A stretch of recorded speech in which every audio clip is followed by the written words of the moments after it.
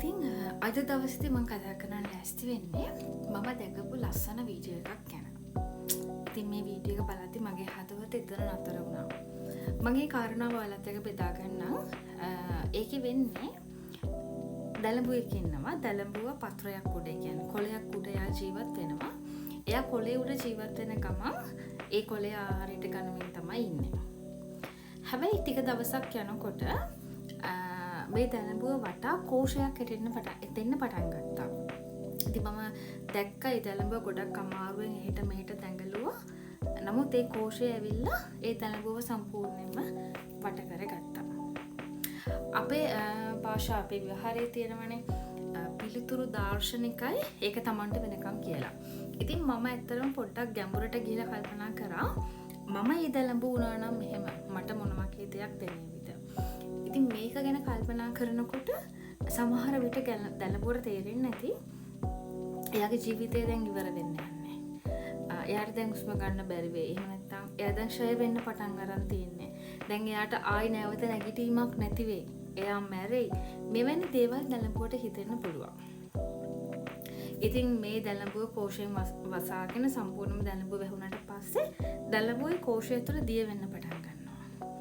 ඉතින් ඔහොම කාලයක් යනකොට එක්තරා මොහොතකදී මේ කෝෂය කඩාගෙන එළියට එනවා. ඉතින් මේ එළියට එන වෙලාව එළියට එන්නේ දැලඹුව නෙමෙයි සමනලය. ඉතින් මේ කතාව ගැන මේ සිද්ධිය ගැන ටිකක් ගැඹුරෙන් කල්පනා කරොත් එහෙම මෙවැනි සිද්ධීන් අපේ ජීවිතයට එනවා. මෙවැනි අවස්ථාවන් අපේ ජීවිතයට අපට මුහුණ දෙන්න වෙනවා. ඉතින් මම එක්තරා උදාහරණයකින් කියන්නේ මෙහෙම කියන්නම්කෝ. අපේ ජීවිතේ අපි සාමාන්‍ය විදියට ජීවිතය ගත කරගෙන යනවා.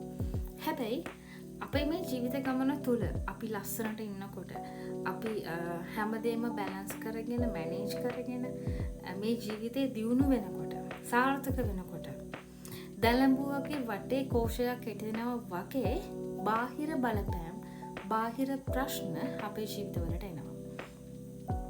ඉතින් මේ දැලඹුවව අර කෝෂෙන් වසා ගන්නවා වගේම අපේ ජීවිතේ සමහර අවස්ථාවලදී බාහිර බලපෑම් බාහිර මනුෂ්‍යයන් විසින් අපේ ජීවිතේ සම්පූර්ණයෙන්ම වහනවා.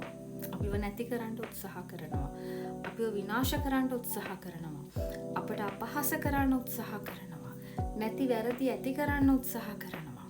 ඒ වගේමයි අපිට විරුද්ධවාදීන් සමග එකතු වෙලා සමහර වෙලාවට තවත් අපිට ප්‍රශ්න ගැටලු ඇති කරන්න ක්‍රියා කරන්න පුළුවන්.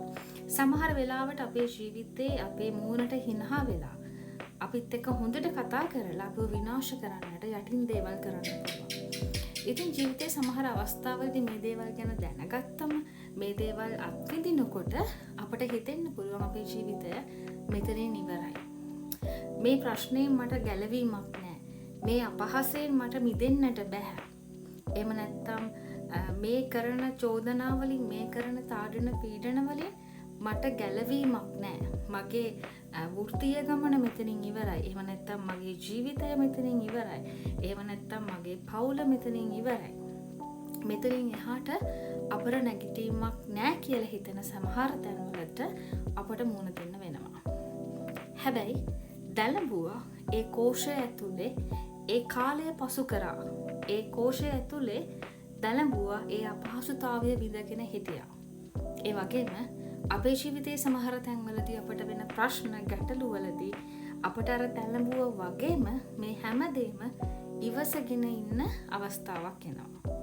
අන්නේ වෙලාවේදී ජීවිතය අතහැරලා යන්න නැතුව අන්නේ වෙලාවේදී ඔයාගේ තැන ඔයා මාරු කරන්නේ නැතුව ශක්තිමත්ව ඔයා එතන හිටගත්තොත් දන්නවද සබහ ධර්මය ඔයාට උදව් කරලා අර සමනලය කෝෂය කඩාගෙන එළියට එනවා වගේ ඔයාටත් පුළුවන්කම තියෙනවා ඔයාගේ ජීවිතේ අලුත් දොරටුවකින් අලුත් පැත්තකින් අලුත් මුහුණුවරකින් නව සාර්ථකත්වයකුත් එක්ක ඉදිරියට එන්න.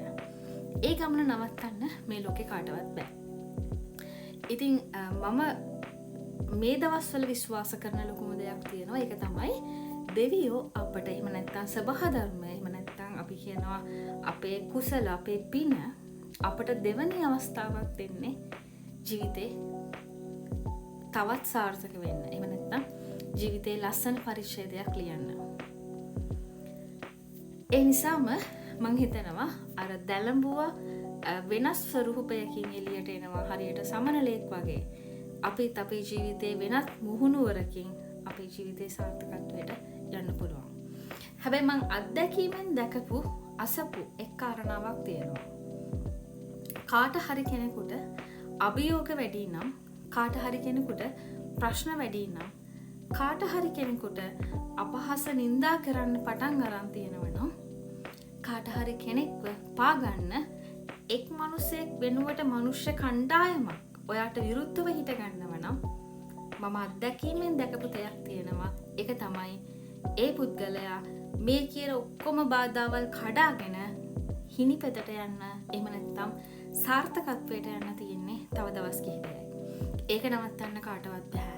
මොකද කාත් එක්ක හැප්පෙන්න පුළුවන් වුණත් සබහා ධර්මයත් එක්ක හැප්පෙන්න මේ ලෝකේ කාටවත් බෑ. ඉතින් දෙවියෝ ඔයාට දෙවනි අවස්ථාවක් දීලා තියෙනවා නම් කවදාවත් ඒ අවස්ථාව මග හැරගන්න එපා. එතකොට ඔයාට පුළුවන් ඔයාගේ ගමනාන්තයට ලස්සනට ළඟා වෙන්න.